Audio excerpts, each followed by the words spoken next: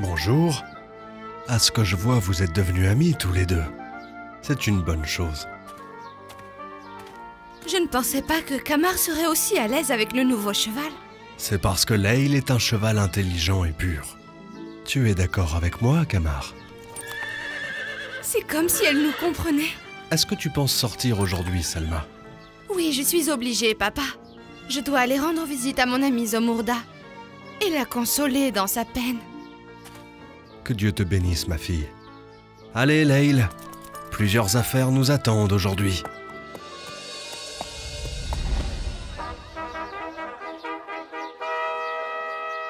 As-tu volé le cercueil du joaillier Yakut? Oui, non. Ne mens surtout pas. Bien sûr, monsieur le juge. As-tu violé la sainteté des tombeaux pour arracher et voler les dents des morts, oui ou non? Parle. Oui. Mais je n'ai pas pu trouver un travail honorable, alors je vole pour vivre, monsieur. Ceci n'est pas une excuse. Mais vous avez pardonné au voleur de volailles. Il a volé de la nourriture, lui. Mais toi, tu ne voles que pour te remplir les poches. Et le pire, c'est que tu violes la sainteté des morts, sans avoir conscience que tu te trouves dans un lieu honoré, où tu vois le sort de tous les êtres humains. Je te condamne à la prison.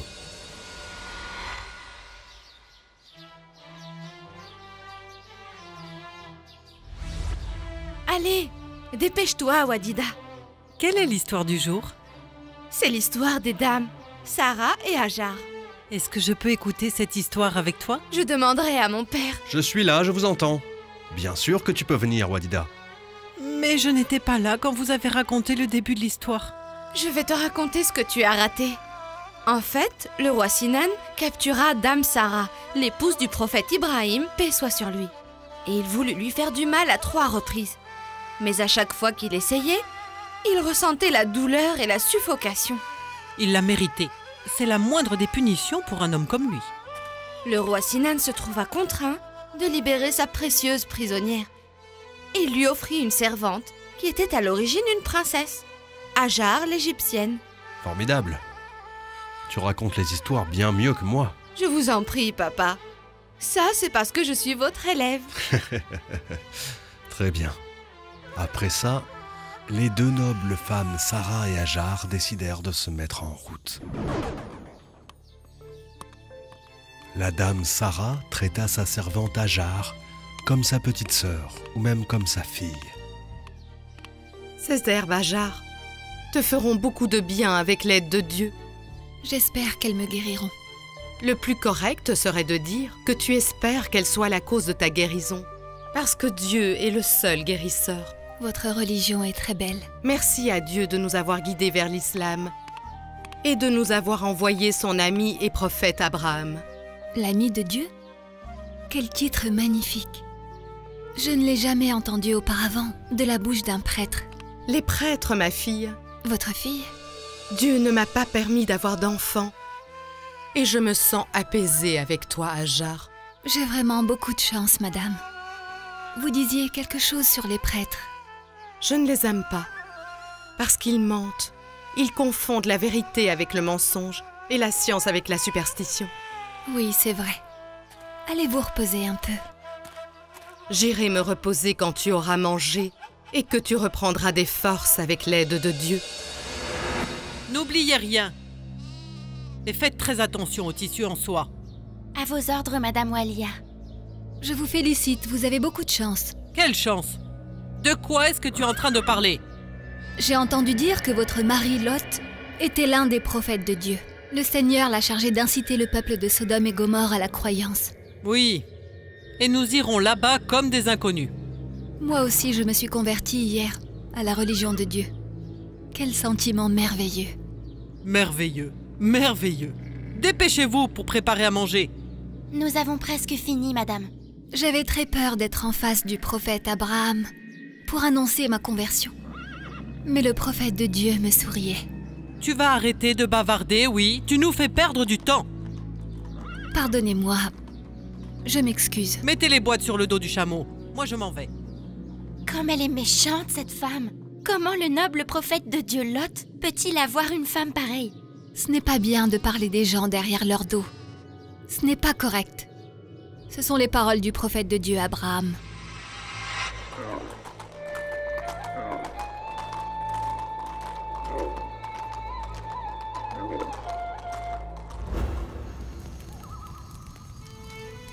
Notre prophète Abraham ne va pas revenir à sa tente, il fait si froid. Il est habitué à ça, Hajar. Il se réveille en pleine nuit pour prier Dieu et il part seul pour le glorifier. Et ça lui est égal qu'il fasse chaud ou froid? Nous avons besoin de manger un peu. Je vous en prie, restez assises toutes les deux. Je vais aller tout de suite nous préparer le repas. Lot tenait compagnie à Abraham durant ces nuits froides. Abraham le considérait comme son fils. Oui, je le sais. Il va certainement beaucoup lui manquer. Est-ce que je peux te dire un secret? Bien sûr, chère mère et maîtresse. Je sens que je n'accomplis pas toutes les tâches envers mon mari. Et il refuse de se marier avec une autre pour ne pas me chagriner. Mais je n'accepte pas qu'il reste sans enfant. C'est le droit de n'importe quel homme ordinaire. Alors encore plus, il s'agit du prophète et ami de Dieu. Vous n'êtes pas coupable de ça. C'est la volonté de Dieu. Il est le plus sage. Certainement. Je me sens mieux après avoir parlé avec toi. Je ne sais pas quoi vous répondre. Hier, j'étais une princesse qui se plaignait de son sort et de la perte de son royaume. Mais maintenant, je remercie Dieu parce que j'ai retrouvé l'essence de la vie et parce que j'ai la chance d'accompagner une femme comme vous. Comme tes paroles sont belles et douces. Tu es sur le chemin de l'islam, ma chère Hajar. Je remercie Dieu pour cette religion et pour avoir connu Abraham, paix soit sur lui.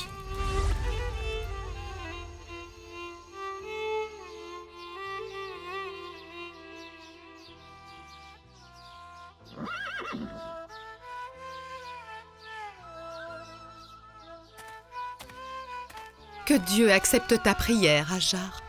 Qu'il accepte la mienne et la vôtre, chère dame. Je voudrais te parler d'une chose importante.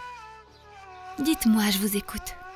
J'ai décidé que le prophète de Dieu devait se marier pour avoir des enfants vertueux. Cette décision fait preuve de noblesse et de raffinement. Je lui en ai parlé et il était surpris au début. Quand j'ai insisté, il a accepté. Et il m'a demandé de lui trouver une femme. C'est une mission difficile. Comment trouverez-vous quelqu'un qui mérite cet honneur? Je l'ai trouvé grâce à notre Seigneur. Grâce à Dieu. Tu ne veux pas que je te dise qui c'est? J'attends avec impatience de connaître ma nouvelle maîtresse. C'est toi que j'ai choisi, Hajar. Moi? Mais... Refuses-tu de te marier avec le prophète de Dieu, Abraham? À Dieu ne plaise. Seulement, je n'arrive pas à y croire. Le roi m'a capturée et il t'a capturé toi aussi. Et cette situation semblait être mauvaise pour nous, alors qu'en réalité c'était pour un bien. Acceptons alors de se connaître et s'aimer et partager, en l'honneur d'avoir pour époux l'ami de Dieu Abraham. Je n'oublierai jamais votre bonté de toute ma vie. Et la dame Hajar épousa l'ami de Dieu Abraham, comme l'a voulu la vertueuse Sarah. Hajar mit alors au monde un garçon beau comme la lune, Ismaël, que la paix soit sur lui. Quelle tempête violente! Aide-nous, Seigneur! Je ne sais pas comment le prophète de Dieu Abraham voyage dans de telles conditions. C'est le souhait de Dieu, le Seigneur des mondes. Mais je m'inquiète au sujet du petit Ismaël. Ce n'est encore qu'un nouveau-né. Hajar est une femme intelligente et futée. Elle saura comment s'occuper de son bébé avec l'aide de Dieu. Louange à Dieu. La tempête s'est calmée. Oui, grâce à Dieu. Ô Seigneur, protège Abraham et Ismaël et Hajar et bénis leur chemin. Ça me manque de jouer avec le petit Ismaël. Et son sourire me manque aussi. Il me manque encore plus que toi. Il est l'enfant que je n'ai jamais eu. Et il est un cadeau pour Abraham. Bénis-le, mon Seigneur, et protège-le du mal. Le prophète de Dieu Abraham et sa femme arrivèrent avec leur bébé sur les collines de la Mecque. Et là, il prit une décision qui étonna sa femme. En effet, il les laissa seuls, faisant ce que Dieu lui avait ordonné de faire. Mon cher mari et maître, comment pouvez-vous nous laisser seuls dans cette vallée sauvage? Il n'y a ni eau ni végétation ici. Le noble prophète lui répondit : que celui qui vit avec Dieu ne doit jamais s'occuper des problèmes de la vie. C'est Dieu qui vous a ordonné de faire ça. Le noble prophète lui dit « Oui ». Alors, Dieu ne nous laissera pas. L'ami de Dieu se mit à marcher rapidement. Et quand le visage de sa femme et sa bien-aimée disparut, il pria Dieu et lui dit « Ô Seigneur, j'ai établi une partie de ma descendance dans une vallée sans agriculture ni eau. Je ne leur ai laissé que ta miséricorde. » Oh Seigneur, Madame, qu'est-ce qui vous arrive? Dieu merci. Ce n'était qu'un rêve. Est-ce que je peux vous demander ce que c'était? J'ai vu le petit Ismaël en train de pleurer. Il pleurait de faim. Parce que Hajar ne pouvait pas l'allaiter. Ce n'était qu'un rêve. Ne vous en faites pas, madame. Ce n'était qu'un mauvais rêve. La dame Hajar n'avait ni eau ni nourriture, et son fils Ismaël hurlait à cause de la faim et de la soif. Alors elle le laissa dans un endroit, à l'ombre des rayons du soleil brûlant. Il y a quelqu'un? Est-ce qu'il y a quelqu'un ici? Elle descendit la colline Safa en courant pour arriver à la colline Marwa. Il y a quelqu'un? Aidez-moi! Et puis elle retourna de nouveau à la colline Safa. J'ai un bébé qui risque de mourir. Hajar courut entre les collines Safa et Marwa 7 fois, puis elle se sentit fatiguée.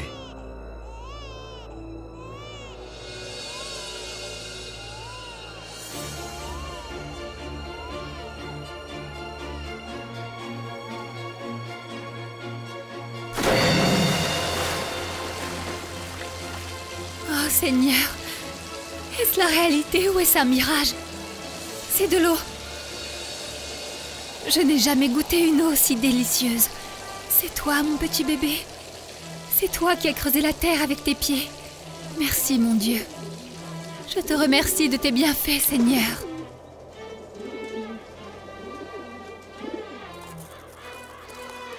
Regarde, Joromi. Comment les oiseaux sont-ils venus dans les montagnes arides de la Mecque? Ils ont probablement dû trouver de l'eau.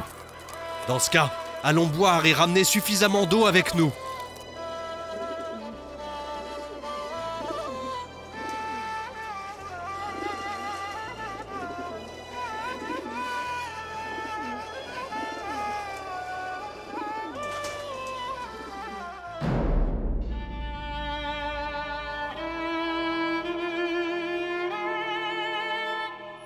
Au nom d'Allah, le tout miséricordieux, le très miséricordieux. Ô notre Seigneur, j'ai établi une partie de ma descendance dans une vallée sans agriculture près de ta maison sacrée. Ô notre Seigneur, afin qu'ils accomplissent la prière, fais donc que se penchent vers eux les cœurs d'une partie des gens et nourris-les de fruits. Peut-être seront-ils reconnaissants. Allah le majestueux a dit vrai.